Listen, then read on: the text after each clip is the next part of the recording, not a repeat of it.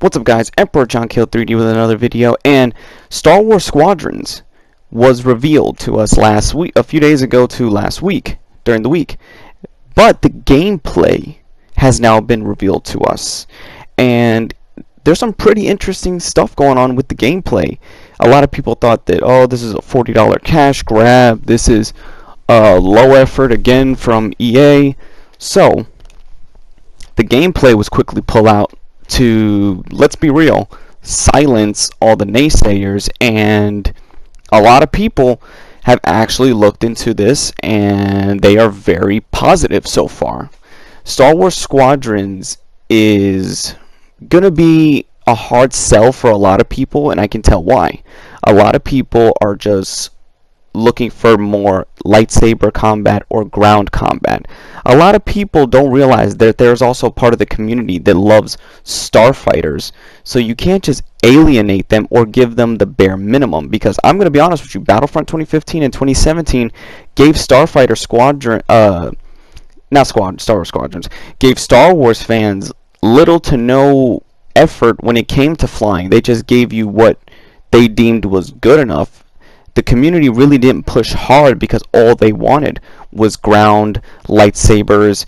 That's what the majority of Star Wars fans like. But there are those who actually want flight combat, that actually see the potential in flight combat. What happened to the GameCube games? What happened to the very first Rogue Squadron on N64? What happened to Star Wars Starfighters?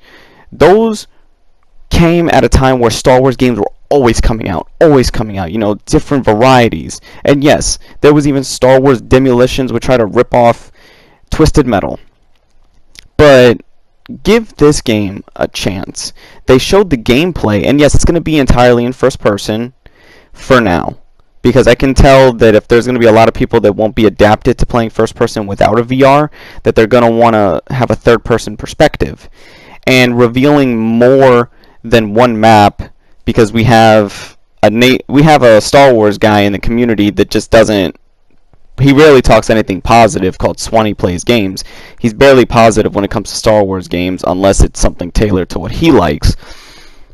So, as you know, Star Wars Squadrons is going to be a 5-on-5 combat game, space combat simulator. But there's a lot more to it than what you initially thought.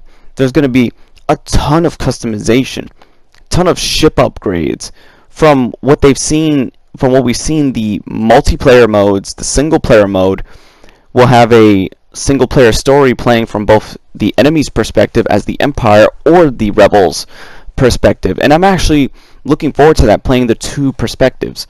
Then you have Angry Joe, who all he said was, it just looks like the 2005 game mode but made into a full game. See, another set of negativity. Not everything has to be compared to other flight simulator Star Wars games. You don't see me going around saying, oh, it's not like the Star Wars arcade game. You don't see me doing that. So, Star Wars Squadrons, though, comes out this October. And what I feel will get people on board more so is they've announced no microtransactions, which is a good thing. You know, that was already a given. They're not going to pull that shit twice. The ship-to-ship combat and the being able to destroy capital ships, I guarantee you, because they've already revealed to us that there's going to be what is called a capital ship conquest type mode. That's going to be really cool, where you actually have to go in and destroy the shield generators, destroy the ship, you know, break it down, which actually would be cool if there's moments where, you know, maybe they should have moments where it simulates the Death Star, where you got to fly in to part of the ship and shoot its core, or blow like a reactor or something. There's a lot of potential here. Different ships, different class of ships, not just the typical go in and battle starfighters. They actually have the bombers, which will do what it needs to be done. You could take each of these ships to customize its weapons, customize its parts, customize your pilot, which they said that there will be a hub area for during loadings or getting into a match. There will be hub areas for players to interact with one another depending on their team to get ready, and that's actually really cool. I like that. It feels like Star Wars when everybody can gather in on the bridge or gather to get their mission. You know, that is really cool. Also including, they have several different modes. One was called Dogfight. There's, yeah, like I said, one for the capital ships. And the whole perspective of being in the cockpit is something that I would have to adapt to because I'm more prone to third person. But if it works well, I'll quickly adapt to it. But a lot of other people will not. So I can see later down the line, probably a few weeks to maybe a month in, people will probably say, yeah, first person is not really our thing.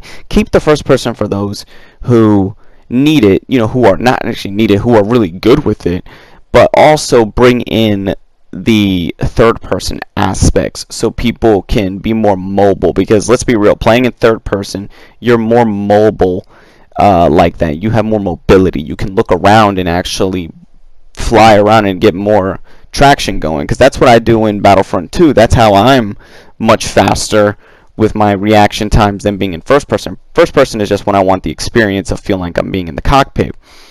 Now, I wonder, how will these modes play out, and how will these maps play out? Because a lot of people are also lost on the scale of these maps and scale of these modes. And then the fleet mode, from what I'm understanding, is you have to take out 2 capital ships on the sides, like 2 support ships, and then you can hit the generators, hit the reactors, and hit the inside of the ship.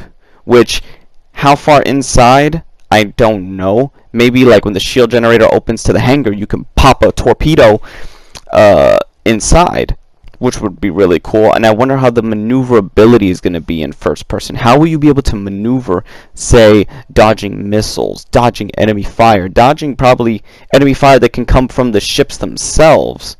Because you guarantee the ship is going to have some sort of protection to prevent you from getting in there. And how's the VR going to work?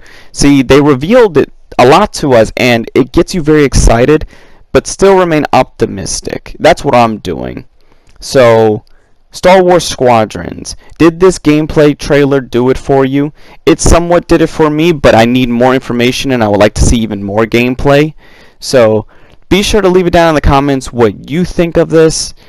And as always, it's been Emperor John Kill 3D Gaming here. Be sure to like, subscribe, favorite, or leave me a hypothetical like. I'll take it. Catch you all next time.